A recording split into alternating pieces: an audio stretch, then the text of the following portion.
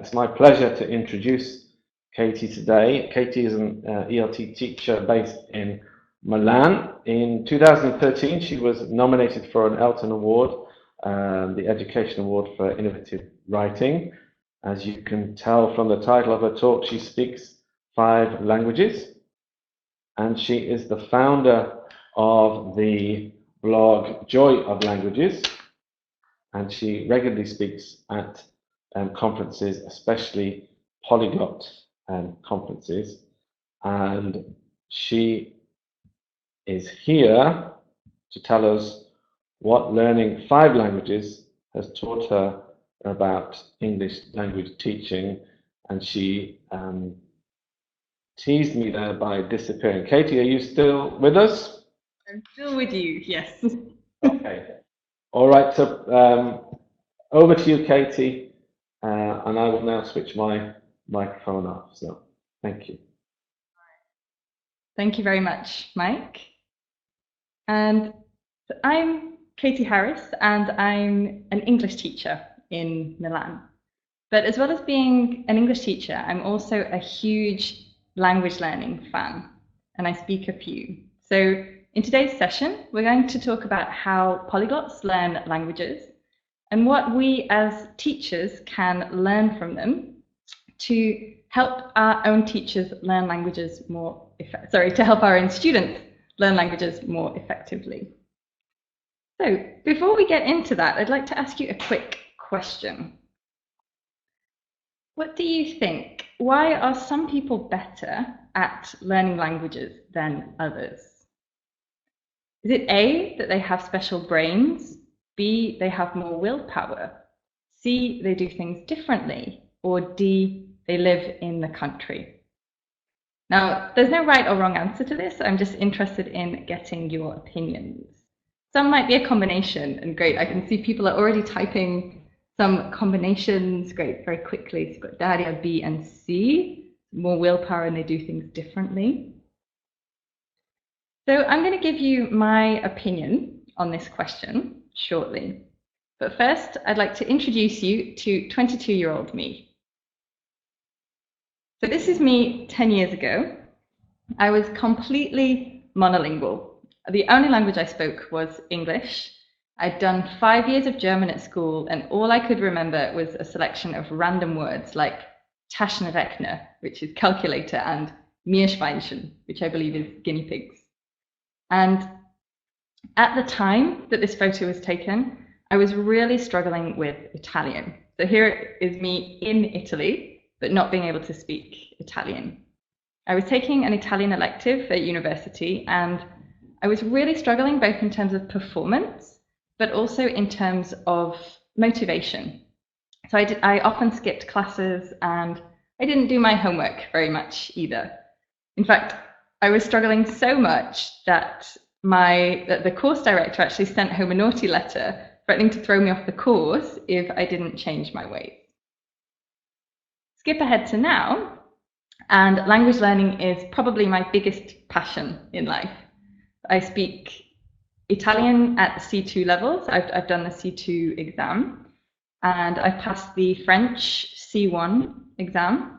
I speak Spanish at around a B2 level, and then I speak German and Mandarin Chinese at somewhere between A2 and B1 level. And if we go back to our question here, what changed for me? How did this happen?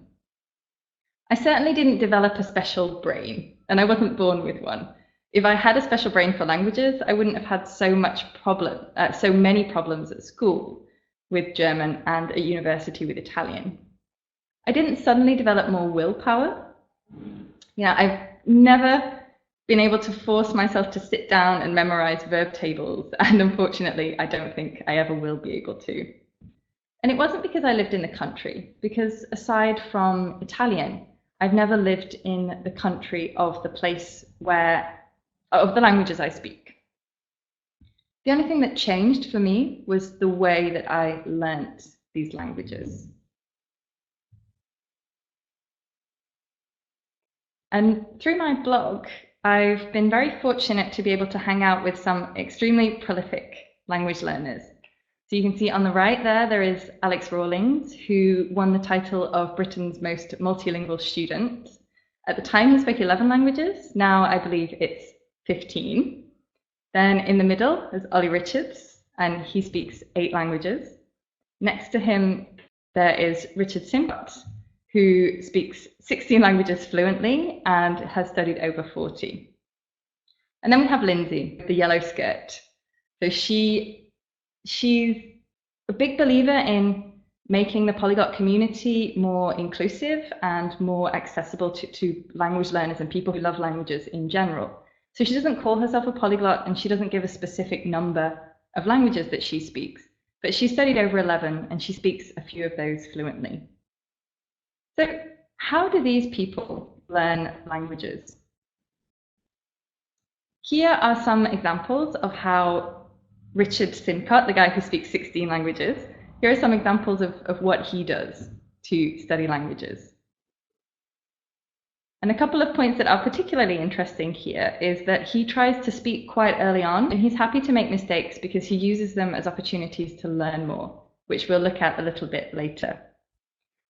And he also uses a system called Mnemonics to remember challenging words. So those words that just won't stick. And what is mnemonics? Mnemonics is when you make a word in your target language easier to remember by linking it to something that sounds similar in your native language. So for example, here we've got the word for book in Chinese is shu. So can you think of a word in English that sounds similar to that?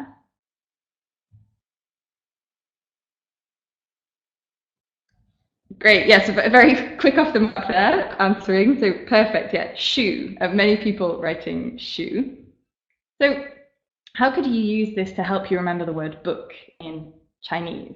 You can link the two together in an image. For example, you could imagine a shoe, a big shoe with a little book inside, or a book with a shoe on top.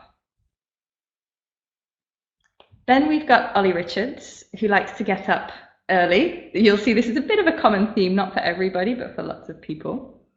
And his main methodology that he uses to study languages is through simple stories. He likes to learn grammar from within the context of a story.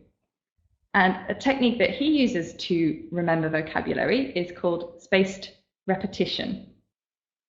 And it's used in combination with digital flashcards. So I'll start by explaining first what digital flashcards are. Digital flashcards are it's an electronic way, so you can get apps. There are many different apps that are available for digital flashcards. That is an electronic way to quiz yourself on information that you want to remember. So for example, you can put questions into these apps, questions for yourself, to quiz yourself on the words that you want to remember. For example, I could write a prompt in Chinese, like 我看一本, which is I read a. How could you finish this sentence in Chinese? So we've got I read a book. So how would you say this in Chinese? Can you remember?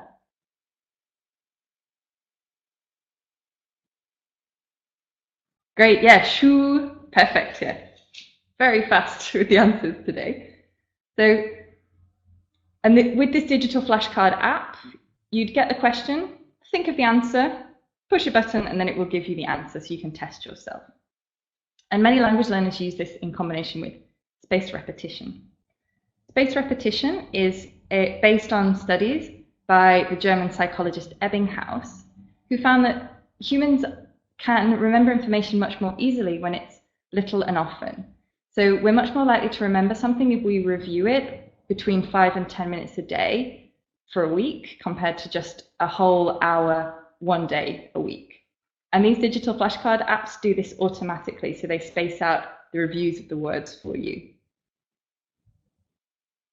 Then we've got Lindsey Williams. So Lindsey Williams also gets up very early. She gets up at 5, although she wanted me to specify that she doesn't start learning a language at 5 a.m. So she takes her time and makes sure that she's feeling nice and awake and starts studying languages at 7 o'clock.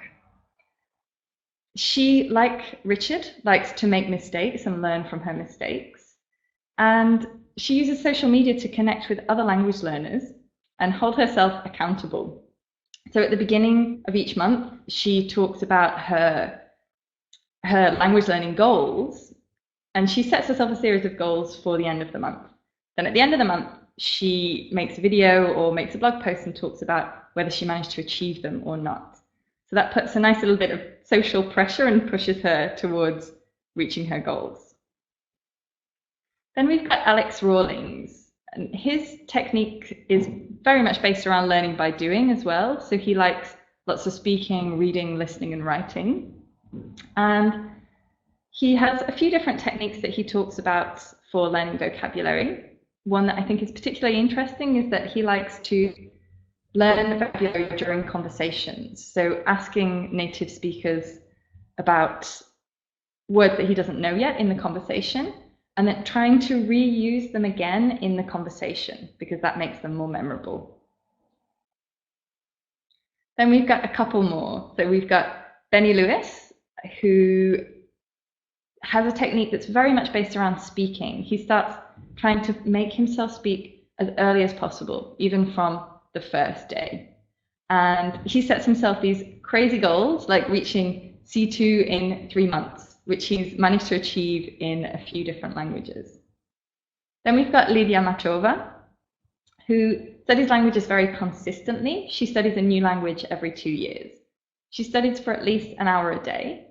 And she uses, amongst other methods, she uses the bilingual translation method, which involves reading a text in the target language or getting a transcript in the target language, translating it into your native language, and then the next day translating it back into the target language.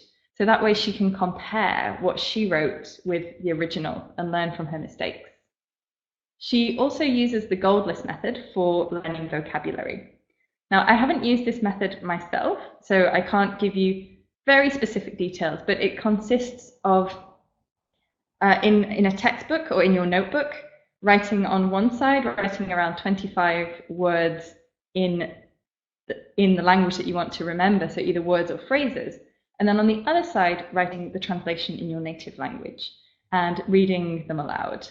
Then after 2 weeks, you come back to it and you see what you can still remember and take the words that you can't remember and then repeat the process. So what have I learned from all of these polyglots? I've learned that there is certainly no magic bullet for language learning. There's no one magic technique that everybody uses. In fact, there are as many different ways to learn a language as there are polyglots. But I've also noticed that they seem to have one big thing in common. Can you guess what it is?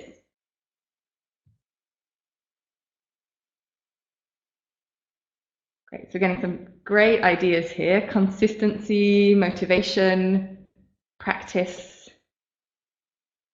Great, hardworking, effort. Yeah, all certainly things that they have in common. But there's something bigger that I think encompasses all of these ideas. And to find out what it is, we have to go back to 22-year-old me. Now, when I was 22, I had 2 problems. The first problem was that I couldn't learn a language. I was really struggling in my Italian course, which was putting me at risk for not getting a very good mark overall for my degree. So this was very important at the time. And I also couldn't maintain a healthy weight. So I was constantly yo-yo dieting. Mondays, every Monday would start with a green tea and a salad, and every Sunday would finish with pizza and ice cream. And interestingly, when I moved to Italy, I found something that helped me to solve these 2 problems. And surprisingly, it was a kind of similar technique. So Italians don't diet. How do they stay so slim? You know, they eat pasta, pizza, tiramisu. Italians don't diet. And they stay so slim because they have healthy lifestyles. they cook, they rarely eat processed foods, and they eat lots of fruits and vegetables. So it's not about dieting. For Italians, staying healthy is all about lifestyle. And for polyglots, this is very similar. The polyglots don't see language learning as a school subject with an exam at the end. They integrate learning these languages into their lives. And this was what I did with Italian, and this was what allowed me to go from being a monolingual who was really struggling with languages at school to learning several and falling in love with the process of learning languages. So I stopped seeing Italian as an academic subject with an exam at the end, and I started trying to live the language instead. And I started doing things that I enjoyed, like speaking to native speakers, reading and watching TV series, which was very tricky at first, but I was motivated to do it because I found it very, very interesting. Now, what does this mean for our students? So our students are never going to be, or the majority of our students are never going to be crazy polyglots. It's not reasonable of us to expect our students to study English for 3 hours a day. But the interesting thing about adopting learning a language as a lifestyle is that it's not an all or nothing thing.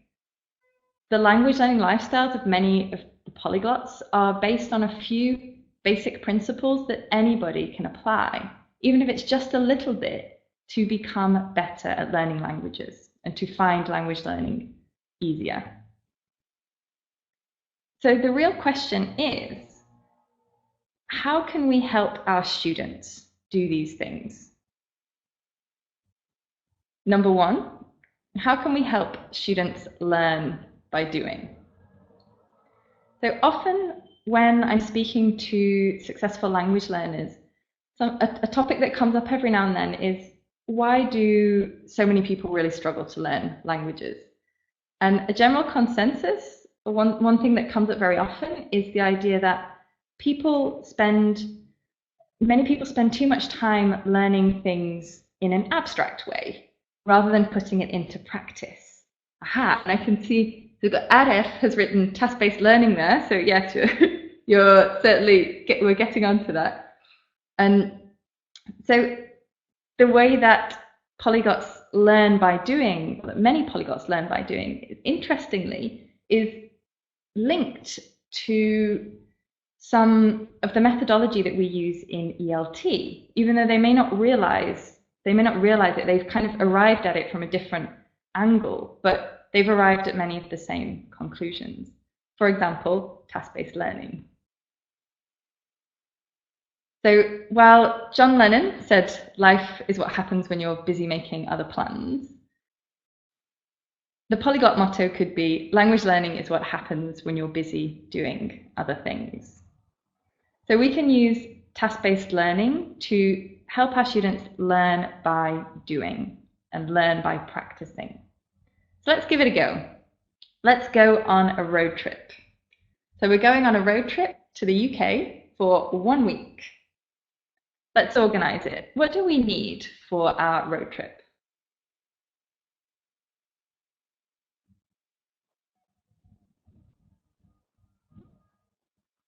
Yep, we need a map, absolutely. We definitely need a map. Tickets, absolutely. A car, yeah, we're definitely going to need a car if we're going to road trip. So you can do this with your students and brainstorm what will they need for the road trip. And then set them a task to do in groups.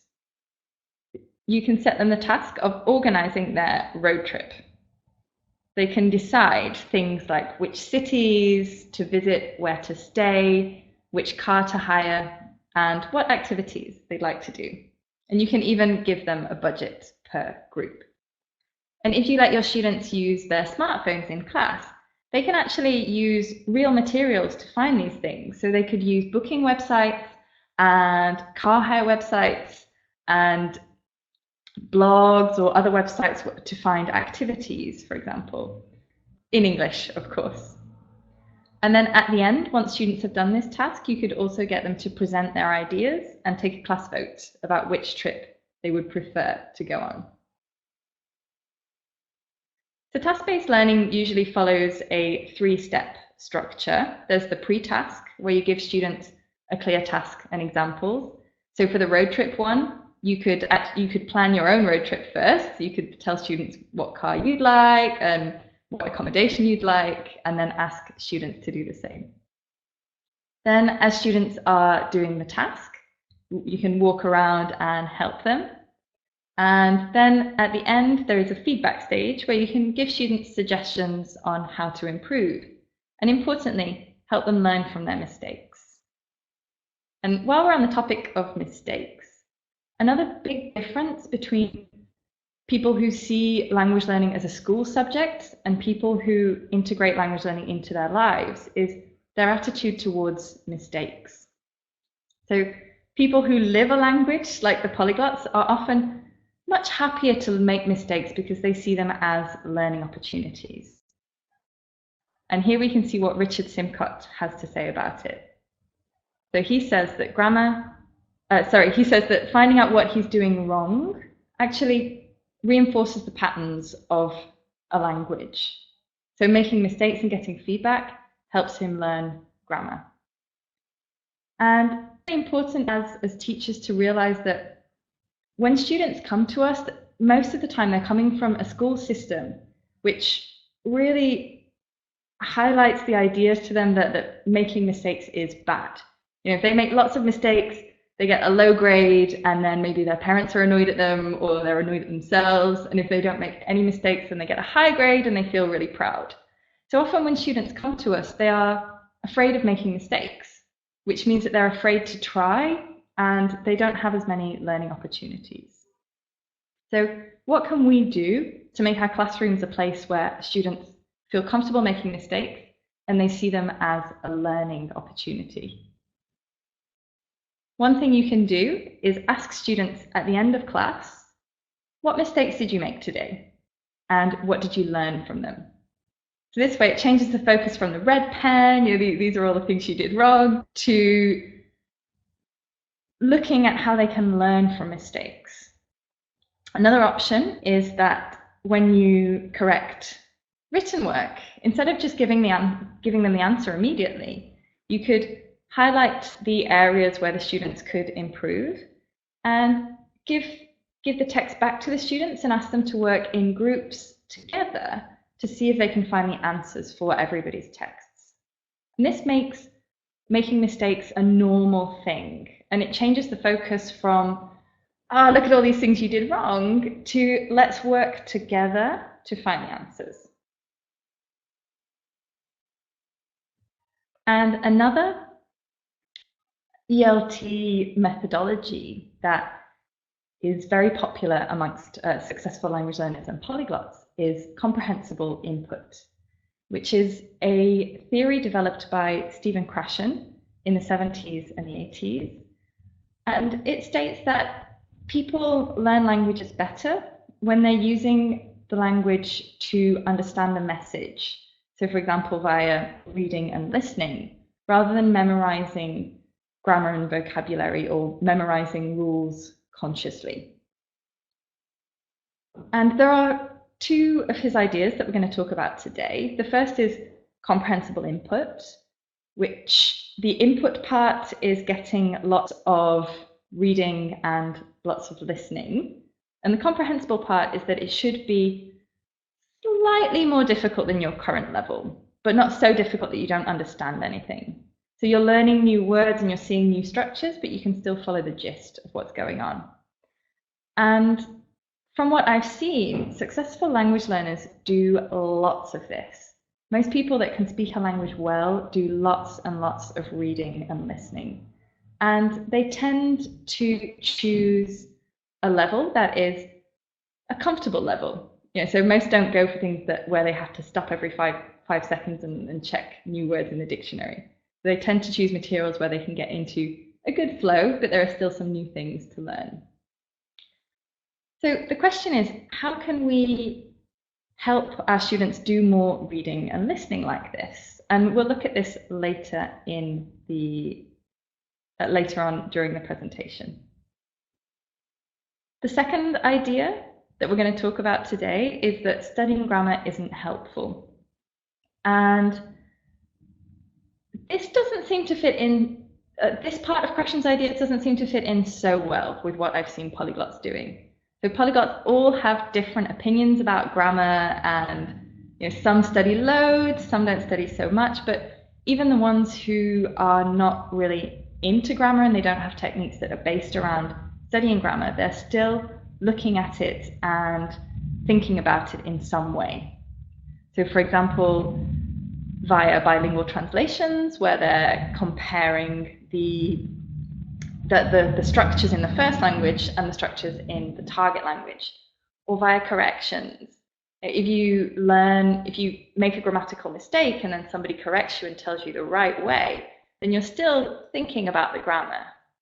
And another popular method is also input first. So some people spend lots and lots of time at the beginning doing lots of reading and doing lots of listening, and only once they feel comfortable and familiar with the language, then do they start studying the rules. So there's lots of different methods, and polyglots differ in how much they like to think about grammar, but they all do seem to think about it in some way.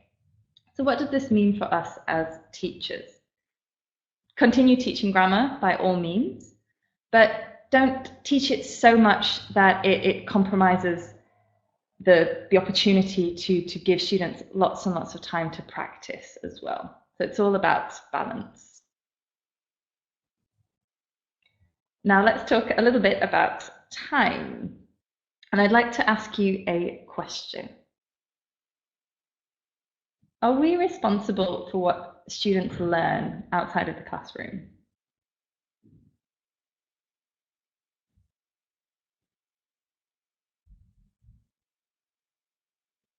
Some people saying, yeah. I think so. No, we're getting a real mix of answers here, which is great. So I recently changed my opinion on this. So for several years when I was teaching, my opinion was no. As a teacher, it was my job to deliver the best possible lesson that I could, but then I couldn't really control what students did outside of the class. There were students who did loads of things, the really motivated ones, and there were less motivated students who did next to nothing. I didn't think it was my job to try and change those students, and even if I wanted to, I wasn't really sure if I could.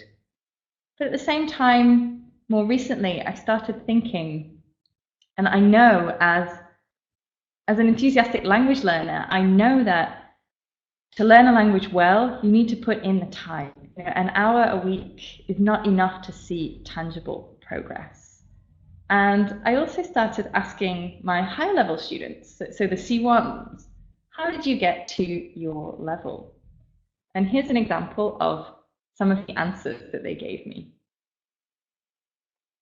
So looking at these answers, we've got some real answers and some fake ones. So what do you think, which do you think are the real answers and which do you think are the fake ones?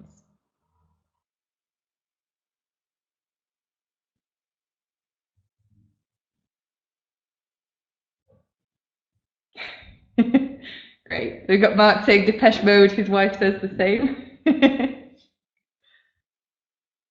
Holiday. So which ones do you think are real and which do you think are fake?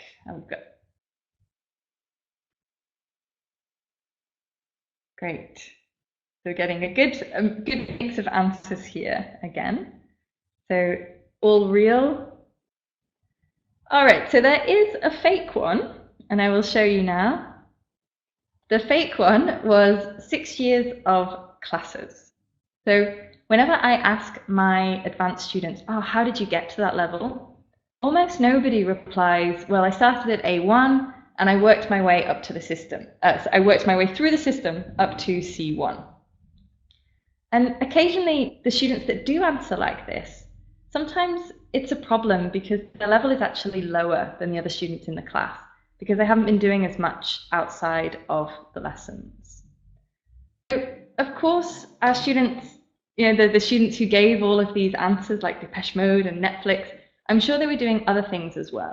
But these answers show that to reach a high level, students are usually doing a lot of work independently on their own, outside of class. So the question is, how can we help students who don't take the initiative to do this on their own? Telling them is not enough. I've tried this, and the answer that I get all the time is, I'm busy. Which is true. Our students are busy. They have jobs, they have families, and it's important to respect that. But at the same time, in busyness, there is always an element of choice. I'm sure if we offered our students £1,000 for every hour of English they studied, they would find more time to study English, even the really busy ones. So the question is, how can we help our students choose to spend more time studying English? And it doesn't have to be an hour a day. Even just 5 minutes a day is enough to get the ball rolling. If we look at our students' answers again, these are all the real ones. They have something in common. These look like things the students probably enjoyed doing. So that leads me to the next part, which is, how can we help our students do things they enjoy in class, or outside of class, rather? When I moved to Italy, one of the things that I was really surprised about was how Italians ate vegetables. It was totally different to how I ate vegetables in England when I was on my yo-yo dieting, so steamed and boiled. When Italians eat vegetables, they cover them in oil and salt, so they're suddenly really, really tasty. And that makes it much easier to eat vegetables and to have a balanced diet. And the same happened for me with languages.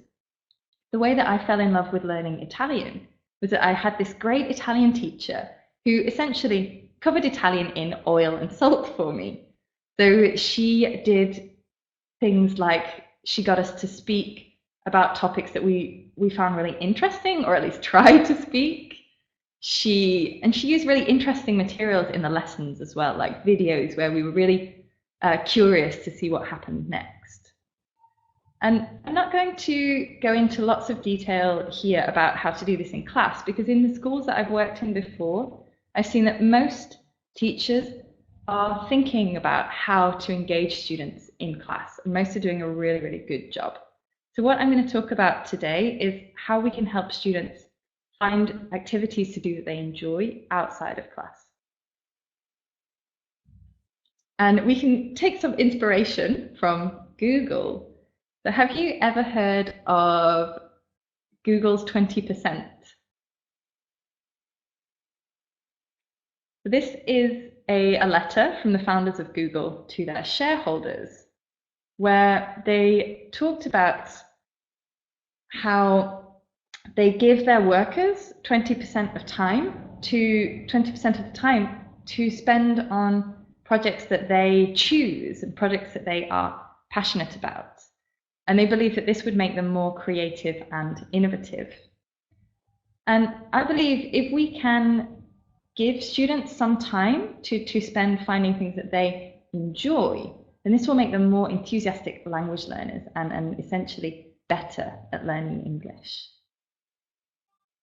So one thing I like to do with my students is to give them passion projects. And I dedicate some time in class to helping students find resources that they will enjoy using outside of class. At the beginning, this is very structured. So we'll look at things together. Maybe I'll show them a YouTube video that I think they'll like, and then we'll do some activities with it. Or we'll listen to a podcast that I think they'd enjoy, and we'll do some activities with it. Or possibly a book or some blogs. And this stage is really important because I've tried in the past to tell students, you need to find things you enjoy, but that turns out to be quite difficult because often they don't really know where to start. So it's really important to give them concrete examples of things that they can do and do it together in class first. But once you've done this and students have started to think about and to find resources that they enjoy, you could also dedicate some freer class time to the students' passion projects, where you help them, or you just let them choose and work on their own things for a little bit of time in class. And then, importantly, for homework, you can ask them to pursue their passion projects. So I have, now I give my students 2 pieces of homework. The first piece of homework helps them to review what we did in class, and the second is to pursue their passion projects. And for me, it's actually more important that they do the second one. So we've got students who hopefully now have chosen something that they enjoy to do in English. How can we help them to do it consistently? So we know that successful language learners learn consistently. We saw the examples from all of the polyglots at the beginning there. They're extremely consistent, and many of them learn a little bit every day, or, well, in their case, a lot every day, but they're learning every day. And I've experimented with lots of different ways to try and help my students do this, and I found 2 that work really well. The first is to start tiny. And I developed this after I realized the inverse homework rule, which was that when I give my students a lot of things to do for homework, they get confused and overwhelmed, and the number of students that do it drop a lot. So I tend to get a lot of students coming to class who haven't done anything at all because it just feels too confusing and overwhelming. And on the other hand, if I give them something very small and very clear to do, they seem to actually do more than I set. And I think the reason is that once it's easy to start, it's easy to continue. The key, our job is just to get students to start. Then once they've started, they'll continue themselves. So I like to set them a very, very tiny piece of homework, 5 minutes a day, to do their passion projects. So that's all I'm asking of my students, is to do something they enjoy in English for 5 minutes a day. Not so difficult, right? But then what happens is that once they start doing these things for 5 minutes, once they're sitting down, they're probably not going to like close the book and then go off and do something else after 5 minutes. Once they've actually started, they'll probably do 10 or 15 or maybe even half an hour. So now we've got our students who are doing something that is enjoyable and easy. What happens?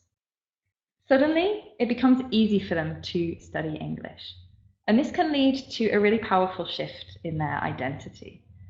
So once they find English easy to study and they're doing it for 5 minutes a day or more, they suddenly become the kind of person who enjoys studying English and who does it regularly. And once they start to see themselves in this way, it's much easier for them to start studying English again. So this leads to a really nice virtuous cycle where hopefully the students are becoming more and more engaged in the things that they're doing in English and seeing themselves more and more as the type of person who likes English. So 5 minutes is a very small shift, but it can lead to very big changes within our students. Another technique that I found works really well is peer power. So how many of you know what Weight Watchers is? Have you heard of Weight Watchers before?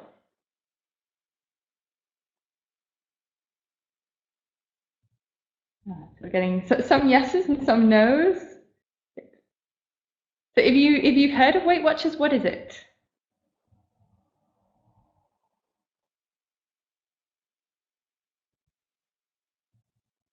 So Weight Watchers is it's a system where people meet once a week in a group. They weigh themselves and they give each other support and advice. And there's a lot of research that indicates that when we try to reach a goal as part of a group, we're much more successful in reaching that goal. So I have created in my class Weight Watchers for language learners. Just 5 to 10 minutes at the beginning of every class where students get together and they talk about the passion projects that they did at home. And we get a real mix here. So we might get some students, the really, really motivated ones who've read a whole book or watched a whole TV series. And then we might get the very busy students who've just desperately listened to a podcast on the way to class. But either way, almost everybody is doing more than they would have done otherwise. And there are two reasons that this works really well. The first is because it puts a little bit of pressure on the students. So I like to call it peer power rather than peer pressure, because they're helping each other to improve. But students know that they're expected every week to have done their passion projects at home. And if they come every week and they say, no, I didn't do anything, no, I didn't do anything, after a while, it starts to get a little bit embarrassing. So it pushes them a little bit to do more. And the second reason is that students can share resources in this way. So maybe one of the students in the group will say, this week I found something I really enjoyed. I read this really interesting graded reader, maybe you'd like it, or I found this really cool podcast. And so students can find resources from each other. And having that kind of recommendation from a peer is so much more powerful compared to the boring old teacher telling them what to do. So let's move on to our last point. How can we help students be more independent? So again, we saw at the beginning that successful language learners really take responsibility for their own learning. And as teachers, we can organize information to make it easier to understand and easier to remember. We can try to motivate students by making lessons engaging, but we cannot do the learning for the students. So there are a couple of ways that we can encourage students to become more independent, and 2 steps that will help them start to do things on their own. So the first is noticing. Students, to make progress, students have to notice where their weaknesses are. They have to be able to notice the things that they don't know yet and that are worth learning. And secondly, they have to be able to find the answers to these independently. So how can we do this with our students? Well, most of us are probably already doing it to a certain point, because we have discovery learning, which is very popular at the moment in textbooks and extremely useful for helping students to become more independent. For example, this is a typical discovery learning activity where, let's imagine we've read a text and then we pick 2 sentences out from the text, past simple, present perfect, and we ask students to compare the 2 and give them questions that will guide them to finding the difference between the 2. And so here we also have, this is a great example of a textbook with this type of activity. So you get the grammar book, the grammar box in textbooks that gives you these examples and asks students questions that will lead them to find the rules on their own. Although I'm not always sure how easily students can transfer this into their real lives. So it's really useful within the textbook. What we want to do as teachers is make sure that students are doing this with everything they come across. So all of the English they read and listen to, they're trying to discover the rules and the answers on their own. And one way that we can do this is to encourage them to do discovery learning on things that are outside of the textbook. So any text they read, you can do an activity with them to help them to start to notice new and important things. So for example, and this could be with one of their passion projects, for example. So you can divide a piece of paper down the middle and ask students to think about things that are interesting. So this means things that maybe students understand, so they don't have questions about them, but they realize that they are important and they want to learn them. For example, like collocations. Okay, a major problem, I understand what that means, but this could be interesting. Maybe I want to use this and remember this in future. Or a frightening number. I can kind of figure out what that means, but look, okay, so the adjective of frighten is frightening. And then on the other side, we have the questions. So this is for the part where students really don't know what's happening. Maybe there's a word that they don't understand, or grammatical point that's stopping them from understanding. So now we have our students who have these questions. What can we do with these questions? Let's imagine a student asks us, oh, how do you say keep up? Or what does keep up mean? Of course, you could just answer and say, oh, it's like a synonym of continue. But this is an opportunity to train the students and to help them to become more independent learners and train their independent research skills. So we have these questions. What activities could you do in class to help students find the answers on their own? Feel free to write your ideas in the chat box. Great, so we've got Google, yeah, a great one. They can do some research on Google, certainly. And dictionary, yeah, great. Perfect, and then so we've got, great, put them into small groups and promote discussion, certainly. Good, I think you've said pretty much all of the ones that I was thinking about actually, which is, yeah, asking other students, so put them into small groups, using dictionaries, grammar books, or websites. And it's really important that we dedicate some time in class to helping students develop these skills. I think as teachers, these skills come very naturally to us, and it's really easy to forget that not everybody is used to using dictionaries all the time, or not everybody knows how to find the answer to a grammar question. So it's important to dedicate some time to this in class so that students can start to do this on their own.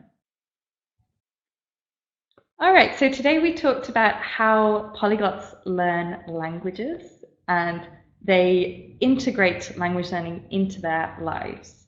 And we talked a little bit about how we can help our students do the same. We talked about helping them use the language in class via task-based learning and helping them get more input, reading and listening. We talked about how to help students put in more time, and it certainly helps if they enjoy it. We then talked about how to help our students find these resources that they enjoy via passion projects. How to help students become more consistent learners by starting with just 5 minutes, keeping it very tiny, making it easy to start, and peer power, so working together in groups and talking about what they did for homework. And then finally, helping students become independent learners. So noticing what they don't know yet and finding the answers on their own. So I'd like to end on the idea that they say, if you give a man a fish, he will eat for a meal. But if you teach him how to fish, he'll eat for a lifetime. And I think the same is true of our students. If we prepare a fantastic, engaging lesson, students will learn English for an hour. But if we give them the tools to find ways to learn English that they enjoy and develop their own learning, then our students will learn English for a lifetime. All right. So that was it for my presentation, and I think Mike is going to come back in now. Yeah, Katie, thank you very much. I think you'll all agree that was a fantastic session, a really interesting look at how polyglots learn languages and how we English language teachers can learn from that. So it was great of you to share all of your insight with us. So thank you so much, Katie. Yes, and we still have a few minutes of Katie's time, so you've got a chance to ask us some questions. I want to thank as well the Macmillan team behind this webinar, so Piotr, Kasia and Sonali for all their work. And don't worry, you will get a certificate for attending today's webinar. In the next 2 or 3 days, we'll send you your certificate by email, so you don't have to download it, you don't have to do anything else. So that's coming your way. And the next webinar in our series will be on the 12th of December, and a special treat before Christmas. Sarah Mercer is going to tell us all how to manage the madness. So that's a talk on teacher well-being which will give you food for thought over the Christmas holidays. So a big thank you to everyone who's attended from Macmillan Education. And now we have a few more minutes left. So if you have any questions for Katie, please put them in the chat box. And I can see there are lots of comments, so we'll have to be quick, Katie, to catch what the questions are. Oh, great. So the first question we had from Devi, which is, how do you manage the time to study many languages? Which I think is an excellent question. I'm part of the get up early crew. I try and get up early and do an hour before I start my day. But of course, that doesn't have to be an hour. You know, that could be half an hour or even 15 minutes. It depends on how much time you have. But I find that I have to make the time in my day to make it happen. Otherwise, it just gets pushed to later and later and later, and then tomorrow, and then it never happens. Okay. Thanks. And I noticed a couple of questions. Yes, we have recorded this webinar, and it will be available on our YouTube channel next week. So we will post that for you next week. So keep your eyes open for that, because I noticed a few people were asking if they can watch the recording. So that will be there. What about motivating students? Another question. Yeah, which is, what can I do when a student is not motivated in learning languages, which I think is an excellent question. And it's one that I still ask myself almost every day, especially now that I've started my mission to try and motivate the demotivated ones as well. And I think it depends on the students. You know, my method is not foolproof, unfortunately. I've had a couple of students. Last year, one student who I didn't manage to motivate. This year things have been going a little bit better, but every now and then as well, I have those students that unfortunately, no matter how hard I try, nothing seems to work. But so sadly, I don't really have the answer for that. And I think that as much as we can help students and we can try our best to motivate them, there may still be students who, no matter what we do, just aren't motivated, and we shouldn't feel bad about the fact that we can't change them. But I do think that this method of trying to help students find things that they enjoy can still work for the majority of students, and even ones who come to class and seem very demotivated at the beginning. Yeah, and I think most of the tips that you've shared, Katie, if applied correctly, will help motivate all your students. So I think that's a big part of your talk today. Just a reminder, I've seen a few comments. Yeah, you'll get a certificate. We will be emailing the certificate directly to you. So I've seen a question there, Katie. What about dealing with large classes? Have you got any advice there?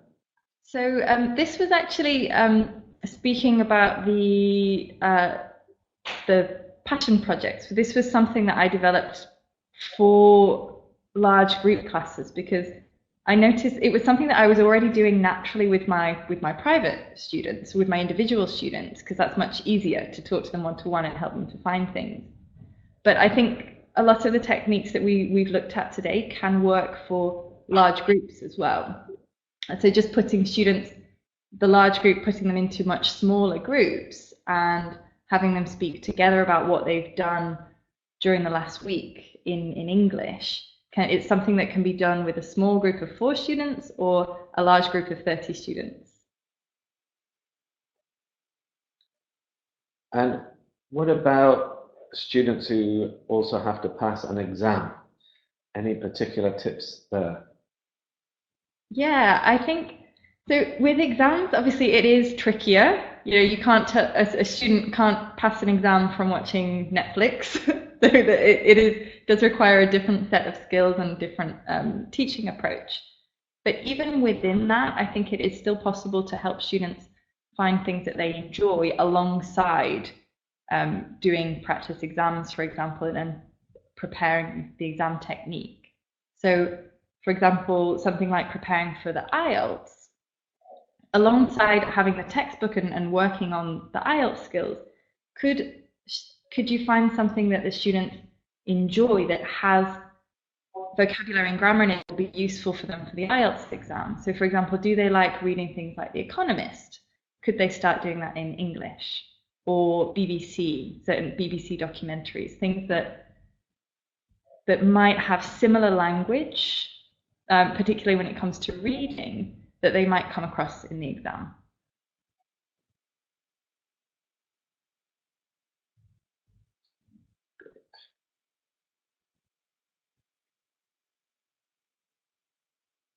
So a question, and I think we probably have time for maybe one more question. But the comments are going too quickly for me. Yeah. So I had, let's see. Oh, yes, they're going a bit quickly for me as well. So we had a question about, should there be a balance between input and output, which I think is an excellent question. So, for example, we talked about how polyglots like to do lots of reading and listening.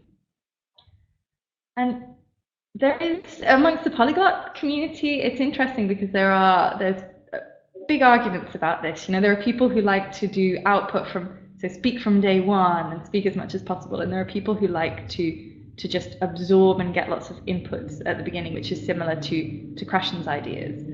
And interestingly, you know, they both work. These people like to argue about which is the best way, but they both end up speaking languages very well. And I think the reason is that in the end, they do end up having a balance of input and output. So the ones who start with reading and listening, later on when they feel ready, do start to speak a lot as well. And the ones who start speaking do balance it as well. Even having a conversation, you know, you're still getting input from the native speakers, you're still listening. So I think that it is important to have a balance, and the way that you get this balance could be different. You might want to do it sooner rather than later, but I think you can choose, because it seems to work as long as at some point you get a balance between input and output.